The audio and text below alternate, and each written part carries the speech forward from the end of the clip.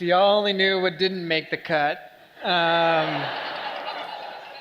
Some really fun staff meeting discussions. So, hey, if you're new here, my name is John Wagler. I'm part of the team, and just so grateful that you chose to be here. As Corey said earlier, we put a lot of time and effort, and our heart of this church is to create a safe place for people to explore their faith in Jesus, to discover purpose, be known in community, and go out and make a difference. And so that's our greatest hope for y'all, and that's why we do this every single Sunday. And so just so thankful that you chose to be here. A few announcements before we get into the Not Today Devil message. On November 18th, we've been saying this every week, and we're going to say it until November 18th.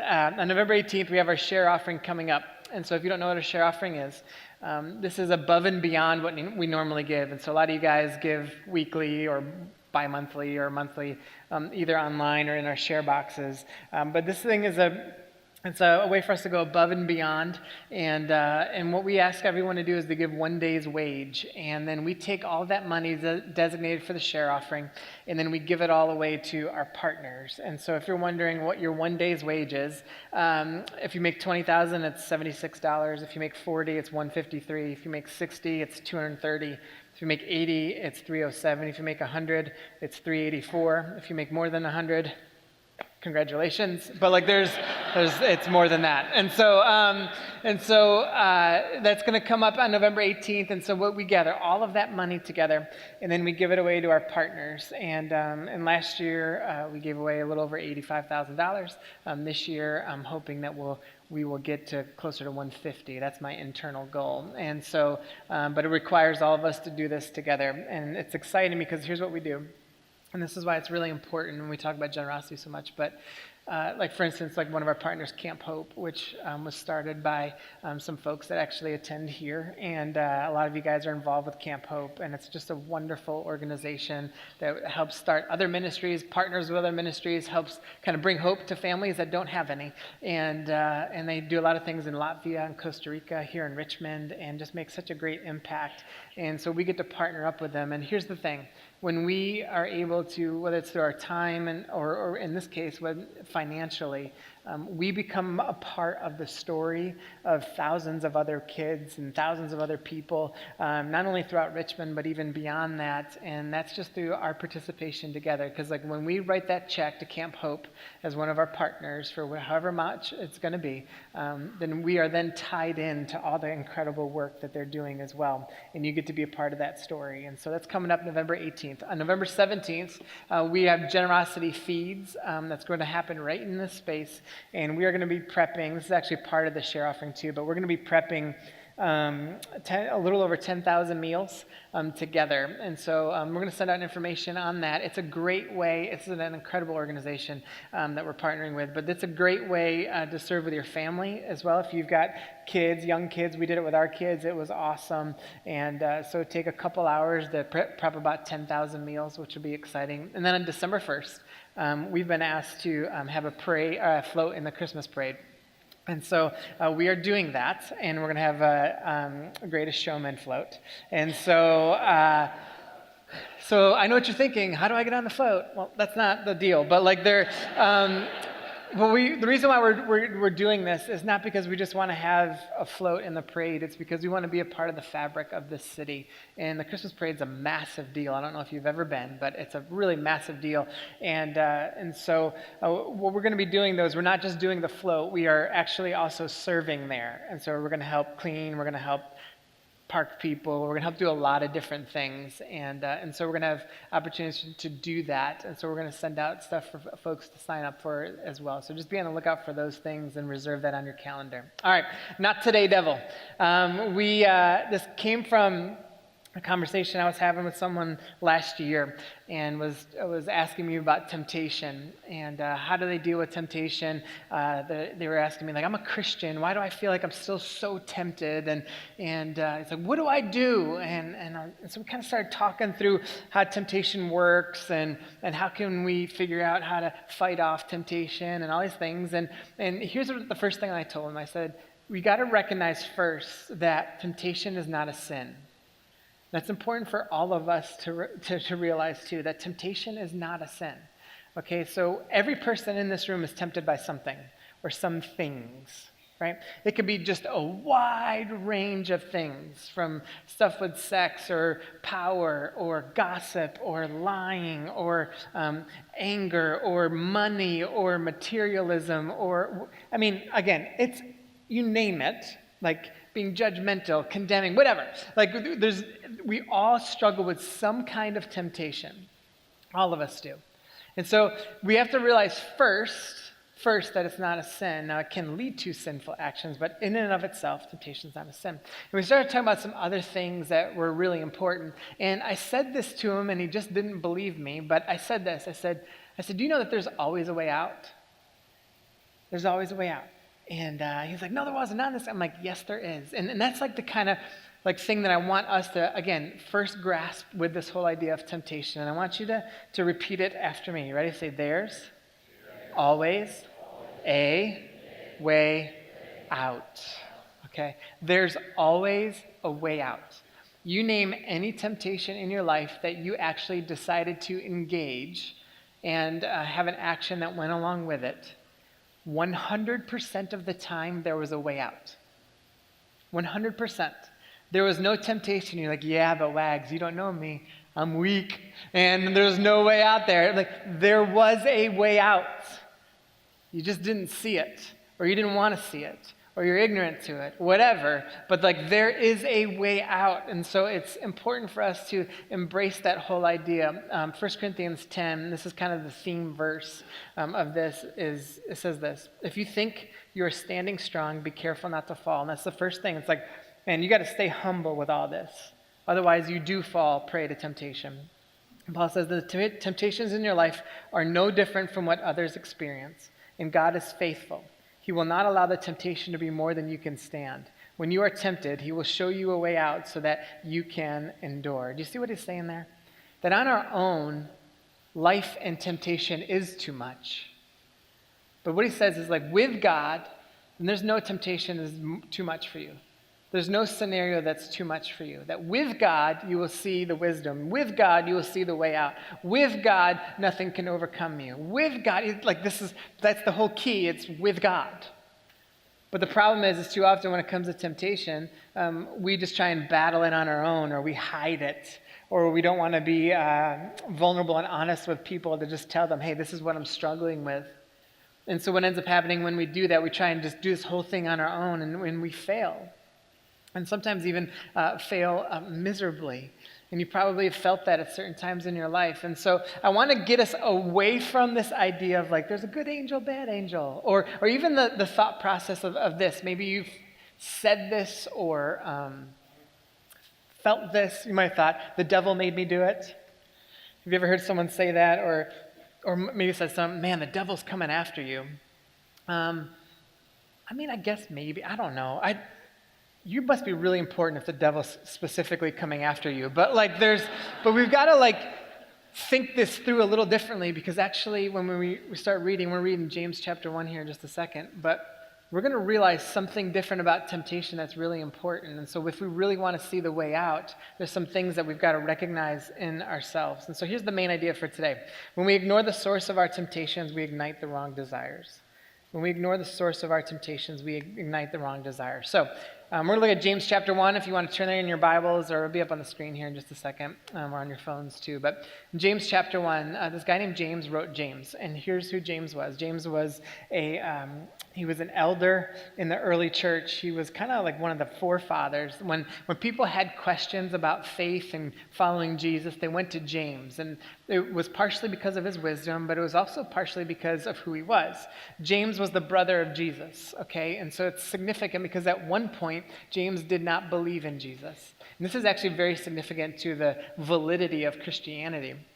James, as his brother, did not believe in Jesus at one point, and then he became the father of Christianity.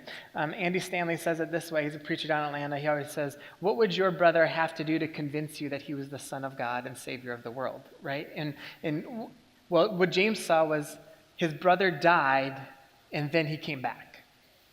And so James then decides, I'm putting my whole entire life on the line for this message of Jesus. And that's exactly what he did. He died to proclaim that Jesus did indeed die, and then he rose again.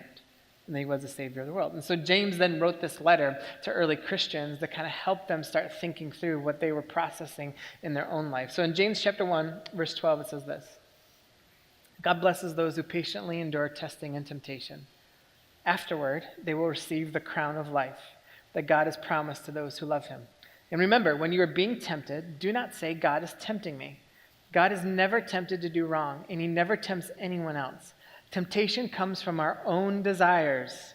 Circle that, highlight that, tattoo it, which entice us to drag us away. These desires give birth to sinful actions. And when sin is allowed to grow, it gives birth to death. I want you to pay attention to that rhythm of what James is doing there. He's saying something is created, something gives birth, something matures, because he's going to flip it in just a second. He says, so don't be misled, my dear brothers and sisters. Whatever is good and perfect is a gift coming down to us from God our Father, who created all the lights in the heavens. He never changes or casts a shifting shadow. He chose to give birth to us by giving us his true word, and we, out of all creation, became his prized possession.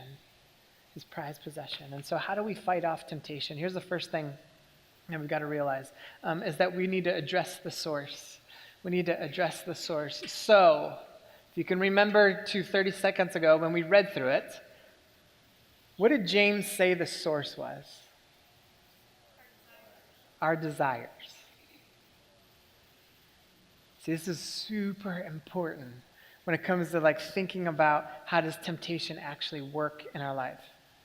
A lot of times we think this: the devil's coming after me, or it's because of culture, or whatever it is. But what James says is, no. Pause. Our temptations, whatever those temptations are, reveal something inside of us. That we are the source of those temptations. That our desires are the source. They're creating, they're birthing these thoughts, these feelings, these emotions towards something.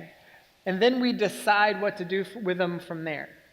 And so our temptations are brought on by our own desires. Now, it's important when talking about temptation that what he also says there in verse 14, he's like, God's not tempting you.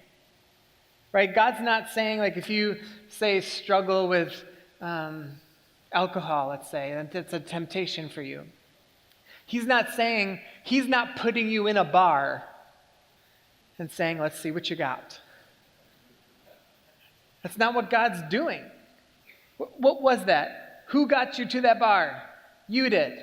Who's putting you in front of that alcohol? You did.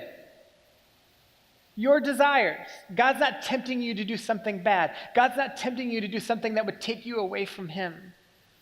That is our own desires that we have within us. And so what ends up happening is we've got to just fully just grasp that aspect when it comes to our temptations, whatever they are, in understanding of this, that something's going on inside of me that's off.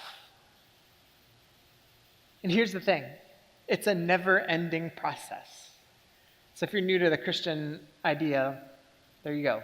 It's this idea that listen, we are always a work in progress. We're always going to have temptations. We're always going to have those things. But what happens is what do you do with those temptations? What do you see in those temptations? How do you respond to those temptations? Because then we get to see, okay, what's really inside of me here? How strong am I in my faith? Where am I really grounded in? And so it's important first to see what this desire is. Now, the word desire there that James has written down, what it means is disordered desire. Desire in and of itself is not a bad thing. We have a lot of really good, great desires. But desire in and of itself is not a bad thing. But what happens is when disordered desire happens, that's when things get off the rails. So you can have a hypothetical good thing you have desires for, but if that becomes your identity, if that becomes your hope, if that becomes how you define your life, then it becomes a disordered desire and you will make bad decisions accordingly. And so it's important to then begin to see, all right, what are some of the desires that I have, and do they line up and point towards Jesus, or are they pointing towards something else? See, what James says is that there's this rhythm that happens, that our desires create things inside of us, create thought patterns and everything else, and passions and stuff like that. And so it's created, and then it gives birth to something. It gives birth to some kind of passion, some kind of desire. And then from there, then we decide whether or not to engage. And so if you can kind of think about what are some things in your life that maybe you gave into with temptation, whatever they are. The rhythm was something was going on inside of you. You were tempted by something. It gave birth. You let it mature into something else and developed, and then you responded with sinful action that took you away from God. That's like how it works. And he says that like sin leads to death. Sin leads to separation from God. Sin leads to us being outside of what God really has for us to experience life like we should. And so a lot of times we think of sin like, oh, it's not that big of a deal, just a little slap on the wrist. And he's like, no, you're going to die because of sin. Like that's how like passionate James is. And he's like, you need to take sin seriously. You can't just kind of placate sin. You can't just say, well, if I just do this. Because think about this. If I were to say to you guys, hey, tell me a time that you gave in to temptation that you know was not what God desired for your life. You probably did this. You probably flirted with the idea for a little bit. And you probably said, it's not that big of a deal. I can handle it. And then you justified it by saying, I've done it before and I didn't really have that big of an impact in my life. Or like, it'll come around. It's fine. And then you engaged it. And then you had this feeling of consequence and this feeling of kind of a conviction in your heart, like, just that wasn't right. And you had a choice then after to be like, do I want to go in the right direction after this, or just want to keep continuing the cycle? Well, where does it all come from? Our own desires. Our own desires of the heart. And again, does not matter what your temptation is. If it's money, if it's sex, if it's power, if it's greed, if it's pride, if it's food, if it's alcohol, if it's drugs, if it's gossip, whatever it is, whatever the things are, it comes from an understanding of what our desires actually are. So we won't be able to fight off temptation until we realize we are the source. Disordered desires will distract us from true wisdom and purpose. Disordered desires will distract us from true wisdom and purpose. Here's why we all know this is true. In any moment where we know we were outside of what God wanted for us in our lives and in our actions, in any moment we were unable to embrace and see the right thing to do. So we were distracted from real, true, authentic, pure wisdom and true purpose. We were just completely distracted from it. Why is that? Because there was something that was disordered inside of us that was moving us away from wisdom and purpose. Let me give you an example. If you struggle with, say, materialism or envy or jealousy of what other people have, or comparison, I know that's nobody in here, but let's just say it was. And you do this thing where you take your phone and you're on Instagram and you're just scrolling. You're like, why does she have that? Why does he get that? Why do they have that house? Oh, they got another kid that's so great and so perfect. Just keep going and keep going. And what's building up inside of you? A disordered desire of comparison, right? But what do? Keep scrolling, and then what do you do 30 minutes later? Scroll again. What do you do 20 minutes later? Scroll again. What do you, here's the wisdom there, and here's the purpose there. Stop scrolling. But do we do that? No. Why? Disordered desires. Doesn't mean all social media is bad. No, but I'm saying if it's something that you struggle with, why are you setting yourself up for failure? Men, I hate when I hear this. When guys say this to me. Well, if girls didn't wear that, I wouldn't struggle as bad. It is not a woman's fault that you are a lustful creature and struggle with your own eyes and your own desires and how you treat and look at women.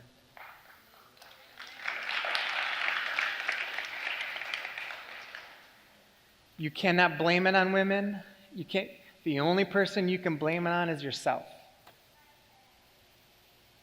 And how you look at a woman and what your desires are. Because when you blame it on someone else, you're pushing off responsibility. And what is that? You're ignoring real wisdom and you're ignoring real truth. You're ignoring the fact that something is disordered in your own heart. on how you view the opposite sex. Now, our culture would say to just keep blaming women. But the truth is, it is our own desires as men that has impacted this and got us to where we are now. But what's the rhythm? You flirt with it, you justify it, it's the way culture is, right? And then we engage in it and you fail over and over and over again. And then this is what we have. Now, does that mean all women are off the hook and not? No, of course. Like, women have to then figure out on their own end, and I'm just using this example, on their own end, are they wearing something that's for attention or for the right reasons as well? Like, you got to wrestle with that too, right? Like, that's a thing. But we can't keep pushing blame off on other people. We have to be responsible and understand what's actually happening inside of us. And are my desires disordered in any way? Again, I don't care what it is. Whatever the subject matter is, what is it pointing towards? Here's the thing. Where we run into a lot of problems is we find our identity and our hope and our comfort in temporary things or material things or things that ultimately we are outside of God. And here's the Bible would call that idolatry.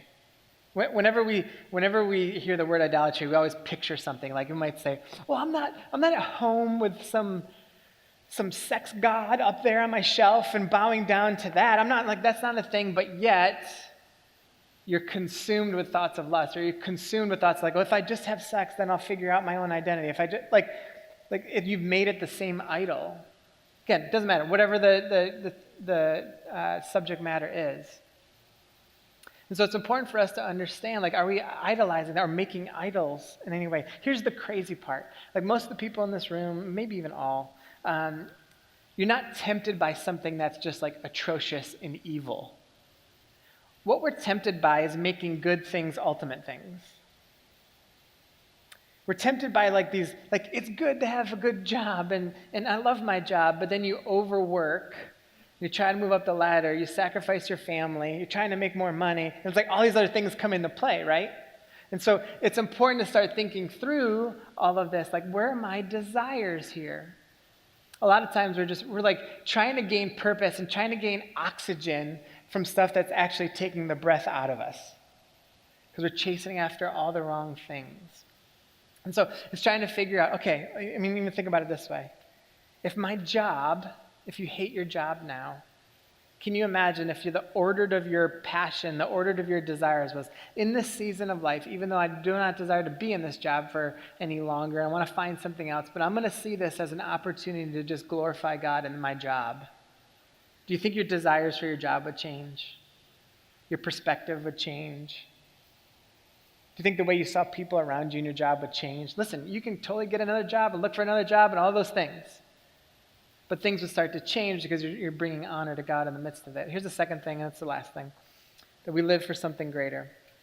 We live for something greater. So we need to address the source, which is us, but we need to live for something greater. I wrote this down this week. A greater vision and purpose for our life will bring healthy perspective to our desires. A greater vision and purpose for our life will bring a healthy perspective to our desires. So some of the reasons that I think our desires get off is because we don't have a greater vision and purpose for our life. We're just trying to get by. We're just trying to make the next thing. We're just kind of this treadmill of life and this performance-driven aspect to it. And so we need a greater vision and a greater purpose for everything that we do. And then this healthy perspective to our desires will then start taking shape, and we'll be able to start seeing real wisdom and real purpose for us. In verse 12 it says this: God blesses those who patiently endure testing and temptation. Afterward, they will receive the crown of life that God has promised to those who love him. He then ends in verse 18. He says, to those who chose to give birth to us by giving us his true word, I'm going to explain that in a second, we out of all creation became his prized possession. So they use this phrasing, he kind of brackets this section with the crown of life and prized possession, and he talks about endurance. And what he's talking about with endurance is this. He's referring to athletes. Okay? He's referring to this idea of like a disciplined athlete who trains themselves for endurance. And one of the things that what the athletes do when they're training for something big is they're disciplined in what they have to be. They've got all these disciplines in place that allow them to build endurance. And he's like, with our faith, we need the same thing. We need these spiritual disciplines. And do you see what he's pointing towards when he says crown of life and prized possession? He's talking about winning. How many of you guys like to win? Yeah. The only people that don't like to win never have, right? Like it's like winning is better, right? Like no one's ever like, man, winning just isn't fun anymore. Like it's always more fun to win. It's better to win. And so here's the thing that James is pointing towards. We win every time with Jesus.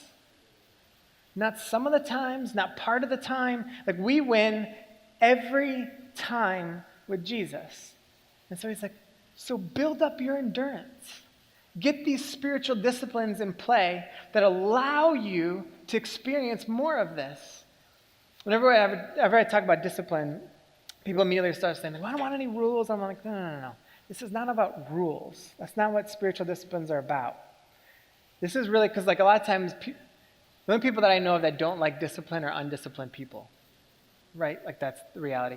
And so, but when we talk about spiritual disciplines, it's things like prayer and, I mean, like as Lacey preached last week, like making this a part of your regular rhythm of life, like studying your Bible, being in community with other people, serving, giving, you got fasting, you've got Sabbath and rest. I mean, there's a whole bunch of things with spiritual disciplines that kind of play in to all of this. But you're doing those things for a larger reason. It's not about just having rules in place to kind of make you look like the perfect Christian. Or if I just do these things, I earn favor with God. That's not what this is about. It's what spiritual disciplines do. They're not about just managing your sin. It's about setting ourselves up for actual transformation. That's what spiritual disciplines do. See, a lot of times what we do is we kind of go along this process of being like, well, if I just kind of pray about it, God will come through. You kind of like shotgun prayer sometimes, you kind of just, oh, I forgot, I should probably pray about that. Or, man, I went to church this week, but like, it's been a while since I've done anything else. When you realize like church is 1/168th of your week in terms of time. And so like just think about that in terms of our disciplines and what we're trying to set up. So what these spiritual disciplines do is they build this endurance in us. They build this passion in us. They set us up to experience true transformation from Jesus. Why? Because now we're in tune. Now we're trying to order our desires. Now we're trying to orient our lives towards Christ. You see, what James is referencing here, and this is what I love about that first part, he's like saying, do you understand? Like, he gave birth to us, and he says that right in verse 16. He's like, he gives birth to us through his word. And here's what he was saying. James is saying, man, God created you for a purpose and to have greater vision for your life, because he does for us. And in that, he gave us birth to discover this fullness of life through his true word, meaning the message of the gospel. And a simple way to kind of think about the message of the gospel is that Jesus came to show us love. And as he's showing us love, he also came to die for our sin. And in the midst of dying for our sin, he showed power and victory over that sin so that we could experience real life, real purpose, and build his kingdom on this earth right here, right now. Like that's the essence of the message of the gospel. That's the true word of what Christianity is. And then we find our identity in that. We become the prized possession. That he looks at you and he looks at me as a son or a daughter in Christ. As we'll sing in just a second, a child of God. It changes everything. And so here's what this means. Then what we do in response is we submit everything to Jesus.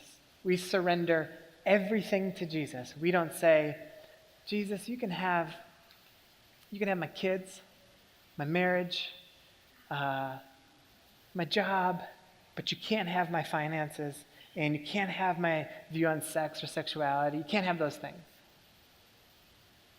That's not how this works. That's where disordered desires come in. It is all. So here's what this means.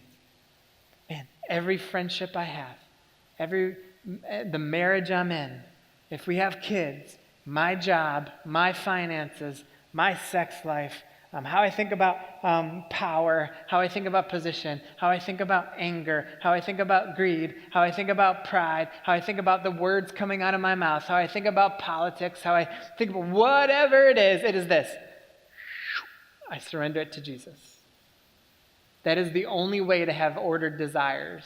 Band, you guys can come back up. It's the only way. If we withhold, I guarantee you that's where the disordered desire will come in your life. Until we are willing to say, no, I'm going to surrender this to Jesus, the disordered desires will continue to happen. The temptation will continue to happen. The enticement will continue to happen. Do you know, I don't know if you guys noticed this. There's one part in there. It says that what temptation does and disordered desire does is it entices and drags us. Here's what he was referring to. This fishing lure, this is what was used back then, that will come and hook you in and control you and just make you start flopping around everywhere. It's the image James was trying to get. He's like, here's what disordered desires will do. It'll hook you right in, and it'll just take you wherever it wants you to go. Until we come to grips with what that is, until we come to grips with what our desires are, until we come to grips with a greater purpose and a greater vision in our life, something's going to hook us in and drag us around. But man, what James is referring to there, he's like, but man, if you see yourself as a child of God, if you start seeing your life with greater vision and greater purpose, if you start seeing yourself that way, I promise that temptation won't hook you in anymore. You might have it, but all of a sudden you'll be like, that's not the right desire. I'm going to go this way. That's not the right desire. I'm going to go this way. That's not right. I'm going to go do that. But we won't get there until we see ourselves the way God sees us. We won't get there until we're willing to say, you know what? I'm going to open myself up to what you have for me and live my life accordingly. So we're going to sing another song here, and then I'll get up and close us in prayer. But here's what I want you to do before we do that. If you just pause for a second, everyone can bow their heads as these guys get ready.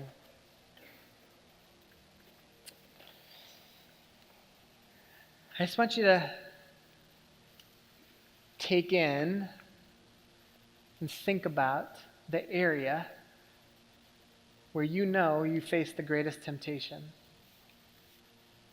Where you know, man, you haven't submitted that. You haven't surrendered that.